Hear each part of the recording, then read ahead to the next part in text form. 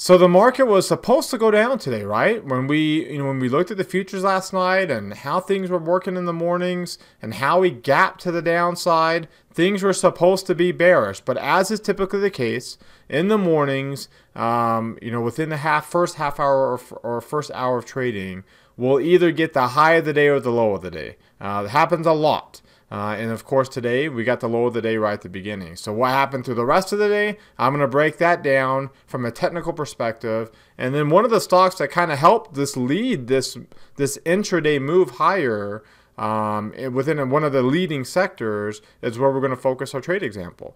So let's go ahead and get started. Today is Wednesday, March the 7th, 2018. This is the Market Outlook from MarketScholars.com. My name is David Settle. Thank you very much for watching tonight. Welcome to those that are watching us for the very first time. Glad you found us. Keep coming back for more. Subscribe to our YouTube channel. Click that red subscribe button right below the video there. You can do it right now while you're watching. Also, while you're there, click the thumbs up icon. That lets me know that you liked it, that you got some value out of the video today. It also lets me know that you want me to do it again tomorrow. So one click, easy way to give me feedback and tell me what you're thinking. Comment on anything that stands out to you from tonight's video. You have to scroll down further to the very bottom of the page here to see that. And then finally, join our Market Outlook email list. There's a description I'm highlighting in there's a link that I'm highlighting in the description below where we'll send you out a daily email in conjunction with these videos. Follow me on Twitter for more content. You see my handle on the screen at DavidSettle42. Like and retweet tonight's Market Outlook tweet, always pinned at the top of my timeline. That will ensure that basically what you're doing is you're telling Twitter, I want to see more David Settle stuff. So they'll keep pushing you all of my tweets, and it will help me in getting my tweets out to everybody who follows me with their algorithms that they have there. And then finally, join the Market Outlook community on Facebook. You'll see the address on the screen there. There's also a link in the description below that you'll see highlighted that will take you there so you can join. All right, well, let's get started and take a look at the S&P 500 here with the market forecast indicator. You can see we started down, not surprising, with the Cohen bomb that came out last night, but then rallied throughout the day and finished just a smidgen off of what we finished, where we finished before the Cohen bomb. So not too bad. And again, remember this 270 level is an important level. We broke through it up here. We came back down and it's going to act as a resistance again. We got a smidgen above it yesterday. We're still not clearly above it. That's when you'll feel, that we'll have a good strong breakout there, and still not quite there yet. But the near-term line did get in the reversal zone. The intermediate line did turn higher after just almost getting to the midpoint yesterday. So back to having a bullish posture again. With a strong short-term sentiment. The momentum line fell, but didn't fall to an extreme low like it did here, which put the posture in jeopardy and turned it down a little bit eventually here at the beginning of the month. And market sentiment still falling, which puts pressure to the downside. This makes the path of least resistance to the downside. Doesn't mean it can't go up. Just means it will have more down days than up days. And you can see that's been the case since market sentiment's been falling. We've had more down days than up days, but that can clear itself up the more that we get good, strong, bullish short-term sentiment, and we get a good extended rise in the intermediate line up into the upper half of the chart, eventually into the upper reversal zone is ideal. So, but we're bullish as of now. We're still coming off this near-term low point. It is a lower near-term low. We still haven't gotten up to the last near-term low point quite yet. And we'll see if we end up getting, it really even wouldn't be a bear, even though it's a lower high, it wouldn't be a bearish high because the near-term line getting in the reversal zone. So the next question would be where the next low point would be once we pull back. And then of course we have to see first if we end up, we've got 3 days up above 50 now. 7 to 12 is the time frame we're looking for to really entrench ourselves in this bullish posture. And the more this bullish posture turns up and stays up, the more likely market sentiment will turn up. And, market sentiment's gotten down to the 65th percentile, which the last time it did that was over here with that low point. And that low point sparked, a pretty decent rally here, multi-month rally over last spring. Now that it had its downs, it had an intermediate low point during that rally, but still had a pretty decent rally before the next market sentiment semi low point. All of these are, I mean, neither one of them's got to the 50th percentile on the long-term line. So that's when you really get the nice, good launching point for some solid bullish trends. So that's what we see right now on the S&P 500. Taking a look at the Dow Jones, has not quite gotten up to the same point that the S&P did. So its intermediate posture is bearish, and it's a little bit, it's fluctuating around this midpoint. We got up above it a little bit. Now we're back down below it a little bit. Near-term line is not bullish, right? So we're not forming a bullish. In fact, this would be a bearish near-term high because it would be a lower high right around the 30% Fibonacci retracement, right at 25,000. And it would be a high corresponding to a peak on the near-term line between the 50th and 80th percentile. So that would be bearish for the blue chip index. We look at the NASDAQ composite, which has been, technology stocks been more bullish than other stocks here lately. Here we go. You can see, had a more bullish response today, up 1/3% today. Its posture is strongly bullish, almost in the reversal zone. Near-term line, almost to the 100th percentile. A fall in the momentum line, but not too bad, right? Again, not getting down here to extreme lows.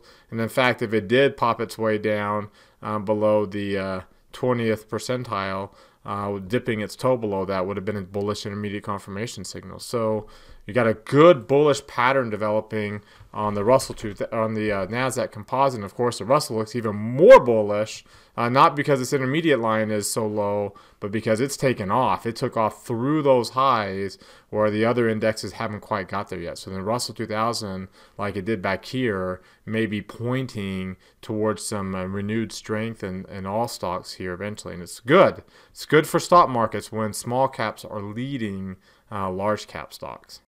With this renewed strength, you can see we're back up above that 50-day moving average. We were there a couple days ago. We're still there now, even with the Cohen bomb last night. So again, we're in this period of volatility. We will continue to have volatility up and down through that 50-day moving average as this gap shrinks. That's what we've seen in the past. We would expect it to be the case again going forward. Doesn't mean that we can't trend higher. We can still trend higher with both these lines. Just don't expect the 50-day moving average to trend nearly as quickly as the 200-day moving average, which still has to catch up.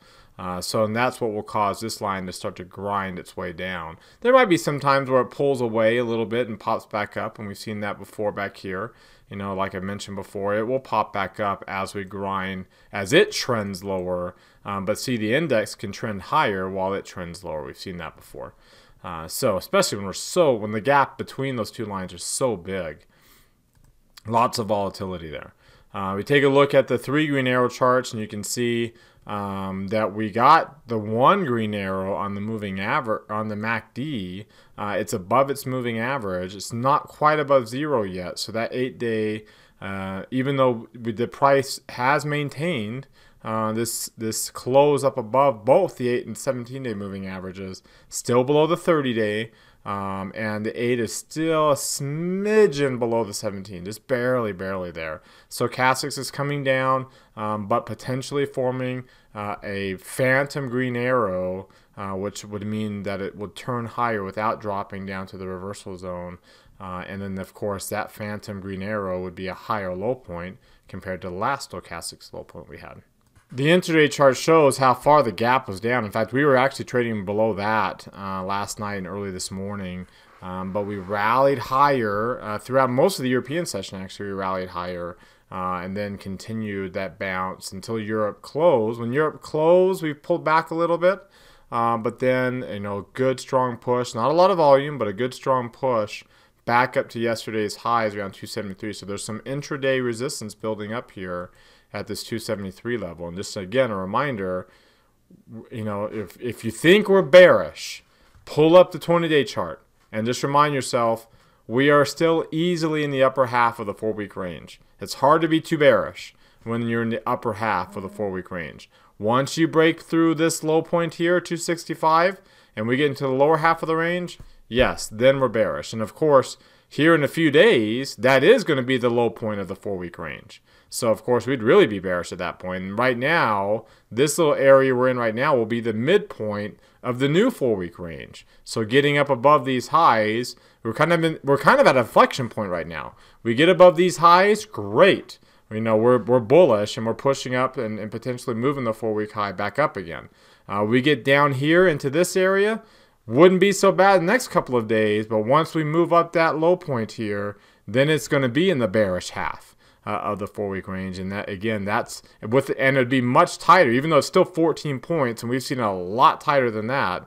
That will still be the widest range, or the smallest range we've seen for a while, because, again, going back 30 days, the range was just that move right there in late January to early February was so big, and it just created such a wide, 30-plus point range, that now you can see how we're kind of tightening up eventually more and more starting to tighten up that range. All right, so now we'll take a look at the full day's range today with this gap, and we filled it in completely. We got a 3-point range. You can see the volume at 86 million. As bearish as we were, at the beginning of the day, that's all the volume we got was 86 million. And put that, of course, into context. That's way down here, and as that line drops, it's good for the market. 3-point range brings that line down too, which is good for the markets. You might need a little bit of a breakout here to push us up through some of these highs that we've been pointing out. But as long as that volume is 100 to 125 and it's not too extreme, and it continues to pull down these lines, that's going to be a really positive sign development for the markets. And of course, volatility is continuing to drop. It bounced up a little bit, but never did get back above 20, and never did get the stochastics even on the hourly chart up to the upper half of its chart. So we're back down below 18. So volatility is still looking pretty good. And then you can see that's on an absolute basis. On a relative basis, you can see volatility is back down into the neutral range. So that 90 to 95%, we're at 94%. So getting back below 90 will kind of confirm this renewed bullish posture that we're seeing on the broad market. All right, now let's transition to what's driving the price action today. And of course, the main thing that started us off so bearish overnight was the fact that Gary Cohn was leaving the White House, resigning from the White House from his economic advisor position. That put a lot of pressure on stocks, but as is the case, I had a question through the Facebook group, the Market Outlook Facebook group, about, do you think that this is an overreaction? And of course, it seems like the market's overreacting in both directions lately to news in the markets, especially in these overnight future sessions that are so low volume. That's a lesson that I think a lot of people learn at the election. The night of the election, if you recall, when Trump got elected, as soon as more and more states were coming in, it was almost as each state came in for him that was unexpected. Futures just were tanking to the point where they were limit down. They stopped trading because they moved so far, so fast that they stopped trading. The exchanges stopped trading them. That's called being limit down. But by the end of the day, the end of the trading session, things were normal, back up to where they were, and everything was fine. So it kind of goes to show that low volume session, especially now that there's 24-hour trading in some products, when there's such little activity and participation and volume, crazy things can happen. And once volume comes back into the markets, so that was my response in the Facebook, was we'll see what happens when volume comes back into the markets. Then things will regulate at that point in time. And you can see that's essentially what happened here, even with the drop in crude oil, which weighed on large cap stocks, because a lot of these energy companies are so large, but did not weigh on small caps. You can see the nice good gain small caps had. Of course, the dollar and long-term bonds were originally up for the day and held some of their values as these other asset classes eventually gained and caught up to them. High yield never did catch up to them. They stayed down. You can see with the strength in the dollar put some pressure on crude oil as well. From an economic calendar standpoint, a lot of this kind of got kind of got swept under the rug, so to speak. But you can see another strong employment report at 235,000. So that's the histogram here. Not the highest level we've seen in the past so many months, but right up there. So good, strong economic growth, good, strong number there. And you can see what it's done for the economic surprise index. It's dropping across the globe, but not here in the U.S. I mean, yes, it has dropped in the U.S., but it's still at an absolute level that is higher. It's relatively lower than where we've been in the last few weeks, but it's relatively higher than it's been over the last so many years. So we're still at a very strong level from an economic surprise standpoint. We're still really doing well according to these estimates. And from an economic standpoint, from raising interest rates, you can see the odds of that fourth rate hike. This is where we're at right now. So 1, 2, 3, 4. The odds of that fourth rate hike, ramping up from yesterday. So now back up to about 32, about 33% from yesterday when we were below 30%. So we have been dropping a little bit. So those odds are raising back up, and the fact that did not weigh on the markets, or for that matter, really have a positive impact on yields as long-term bonds had a good day today. That kind of shows that the market is starting to digest where we're at right now in yields and saying, okay, as long as the fundamentals support this, then a bump back up to 2.88 is not that bad of a thing. It doesn't weigh on markets nearly as much. And again, considering the intraday move, of course, we were down on the day for large caps, but of course or slightly higher.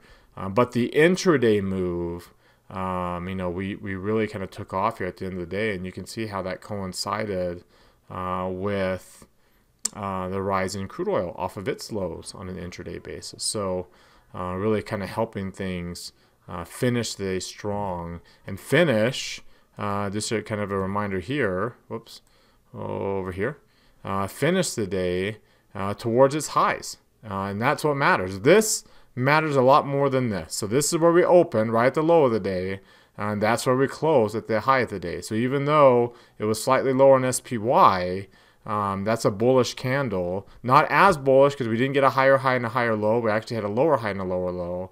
But opening low and closing high is a good trend because it means that we're that much more. If we're looking for a break above 273 to get in the upper half of what will eventually be the new 4-week range, that's a lot more likely when you're trading here than when you're trading down here, right? When you're at the low of the day. So that's why that it's not as bullish as it could be, but it has a bullish bias to it. So when you look at, okay, how did we open today? The biggest sectors that were down: consumer discretionary, industrials, consumer staples. So consumer stocks really kind of doing poorly at the open. Look at technology, still leading, down a little bit, but still leading. Real estate, healthcare doing okay. And then, of course, remember from this point here is where small cap or large caps really took off. And then by the end of the day, it was industrials that led the way higher, financials, technology dragging the market up with it, energy stocks making a big bounce with crude oil coming off its low point, and then there's your safe haven areas, utilities, and real estate along with consumer staples matching the market. So you can see the strong dollar kind of weighed on basic materials and energy too, but even they caught back up as the dollar kind of faded into the close, a little bit of a decline. And keep in mind when we look at the dollar, we're monitoring this trend, right? Because we had a little bit of a false breakout here, and we came right back down below that. And so when we get those false breakouts, are we going to renew this bearish trend back down? We've got back below the moving average, the exponential moving average in between the Bollinger Bands. We're kind of making a little bit of a return move back to it on a short-term basis, continuing lower as we've seen in the past. You can see for most of this past year, if you were to line up the market here over the past year or two, the one-year trend of the market while the dollar's down, you can see the stocks like it. Stocks like weaker dollar, because remember, stocks are denominated in dollars. So just like gold and crude oil, which are denominated in dollars, those futures contracts, So they do well when the dollar's down. Same thing with stocks. They're also denominated in dollars. And of course, there's a lot more things that impact the value of a stock. But, again, one of the things is where the dollar's going. Now, today's trade idea looks at one of the stocks in that technology sector as kind of a leader and had a positive reaction to an earnings announcement overnight, is ADSK Autodesk. Look at that sucker blasting right on through 120 and getting above 130. In fact, if you notice, way up above its upper Bollinger Band. Now, normally when a stock busts up through its or down through a Bollinger Band sharply, it has a hard time continuing the move. See how it's had a hard time continuing to go down. It went down a little bit, but not very much. But it held, you see how it held that resistance here at that gap for quite a while, even a little bit of a failed breakout. So a couple of months here kind of held that breakout. And same thing here. We broke up to the top side. Had a hard time getting through here. It did not hold the gap very well. There wasn't really any other support. If we were to go back a little bit further, here, let me go back to a little bit of a longer time frame. We'll go back to a 2-year chart. See, there's no real significant resistance or support level here, and we filled in that gap and then rallied, trended higher. So that's kind of how, from a technical perspective, well, here we did have a resistance. We did have a previous high point that we busted up through and now can act and help act, especially with this long lower shadow today, the low point of that shadow, as a support level. So we can say, okay, I know it's at 137.70. We don't want to chase that sucker because it's going to have a hard time going up for too long after such a big breakout move. But we can take advantage of that move and that nice technical pattern we see here by saying, okay, I'm going to sell a put at that 130. We know there's going to be some strong support. Now, nothing's guaranteed, and there's not 100% odds of success.